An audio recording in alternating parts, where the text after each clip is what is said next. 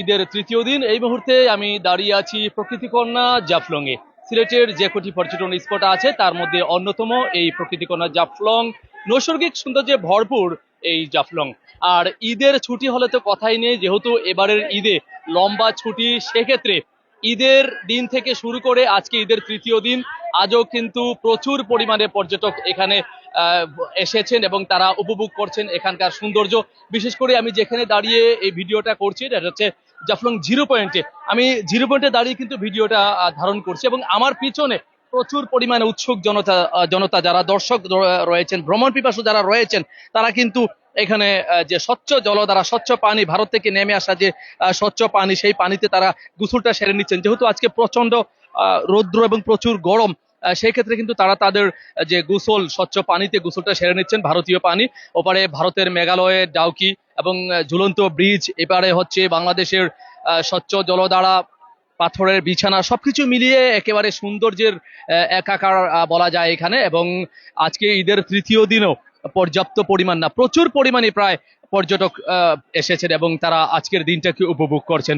যেহেতু ঈদ উল ফিতরে লম্বা একটা ছুটি পেয়েছেন যারা চাকরিজীবী ব্যবসায়ী রয়েছেন, যারা যা ভ্রমণকে ভালোবাসেন, তারা কিন্তু একটা লম্বা ছুটি পেয়েছেন। তারা তাদের ঘরে থাকা ছোট্ট সোনামণি পরিবার পরিজন, আত্মীয় স্বজনদেরকে নিয়ে এই যে উন্মুক্ত জায়গায় এখানে আসছেন এবং এখানে এসে তারা সময়টা কাটাচ্ছেন। প্রকৃতির একেবারে সান্নিধ্যে এসে পরিবার পরিজন নিয়ে তারা সময় কাটাচ্ছেন এবং ঈদের ছুটি কাটাচ্ছেন। এটা তাদের কাছে অনেক ভালো লাগছে। আমরা কয়েকজন পর্যটকের সঙ্গে কথা বলেছিলাম, তারা যে বিষয়টি জানিয়েছেন যে আগের চেয়ে এখন অনেক নিরাপত্তার বিষয়টি অনেক ভালো, সেই সঙ্গে উন্মুক্ত জায়গাতে ঘোরাফেরা অনেকটা তাদের কাছে ভালো লাগে, এমনটাই তারা জানিয়েছেন। আর নিরাপত্তার বিষয় যদি আমি বলি, যে ঈদের দিন থেকে শুরু করে এখানে ঈদের দিন থেকেই শুরু করে এখানে কিন্তু গোয়েন্দাঘাট থানা পুলিশ, টুরিস্ট পুলিশ, সেই সঙ্গে গোয়েন্দাঘাট উপজেলা প্রশাসনের পক্ষ থেকে স্কাউট এবং গ্রাম পুলিশ, আরো অন্যান্য এখানকার যারা ব্যবসায়ী রয়েছেন, তারাও কিন্তু সার্বিকভাবে তাদের দায়িত্ব পালন করছেন নিরাপত্তার বিষয়ে, যাতে কোনো ধরনের কোনো অঘটন বা অপ্রীতিকর ঘটনা না ঘটে, সেই বিষয়ে কিন্তু সদা তৎপর গোয়েন্দাঘাট উপজেলা প্রশাসন। গতকালকেও আমরা দেখেছি গোয়েন্দাঘাট উপজেলা নির্বাহী কর্মকর্তা তিনি নিজে এসেছেন এবং নিজে এসে তদারকি করেছেন।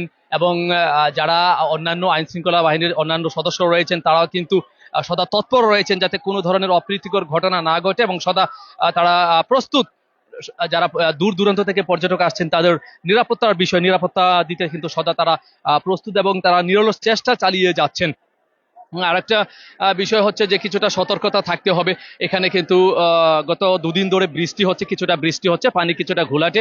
সেক্ষেত্রে যারা সাঁতার না জানেন তারা পানিতে না নামাটাই ভালো, এবং যদিও নামেন সাময়িক সময়ের জন্য, কারণ এখানকার পানি ভারত থেকে নেমে আসা পাহাড়ি পানির জল খুবই শীতল, একেবারে শীতল ঠান্ডা।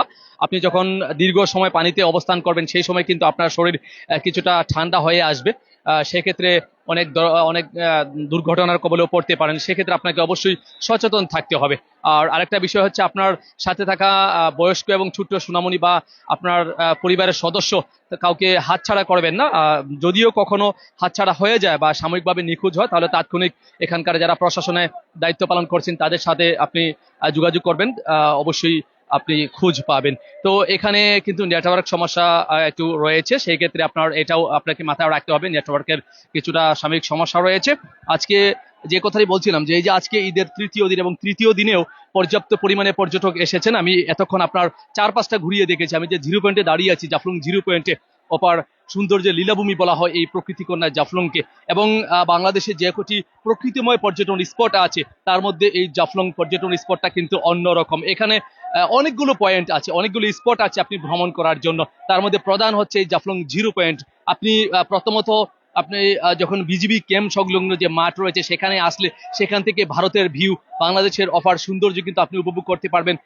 যেহেতু বর্ষাকাল চলে এসেছে, দুদিন ধরে বৃষ্টি হচ্ছে, মায়াবী ঝর্ণায় কিছুটা পানিও ঝরছে, সেক্ষেত্রে মায়াবী ঝর্ণাটা আরেকটা সৌন্দর্যের আরেকটা প্রতীক হতে পারে। এবং ওপারে হচ্ছে খাসিয়াপুঞ্জি রয়েছে, অন্যরকম সৌন্দর্যময় একটি গ্রাম খাসিয়াপুঞ্জি, যেটাকে পরিষ্কার পরিচ্ছন্ন গ্রাম হিসেবে আমরা চিনে থাকি। তারপর সমতল চা বাগান, পাহাড়ি চা বাগান, সবকিছু মিলিয়ে এই জাফলংটা অন্যরকম একটা পর্যটনীয় স্থান। সবার কাছে যারা ভ্রমণকে ভালোবাসেন, ঘুরতে পছন্দ করেন, তাদের কাছে অন্যরকম পছন্দনীয় জায়গা হচ্ছে এই জাফলংটা। তো যে যেখান থেকে দেখছেন সবাইকে আরো একবার শুভেচ্ছা জানিয়ে আজকের মতো এখান থেকে বিদায় নিচ্ছি। সবাই ভালো থাকবেন, সুস্থ থাকবেন। আল্লাহ হাফেজ।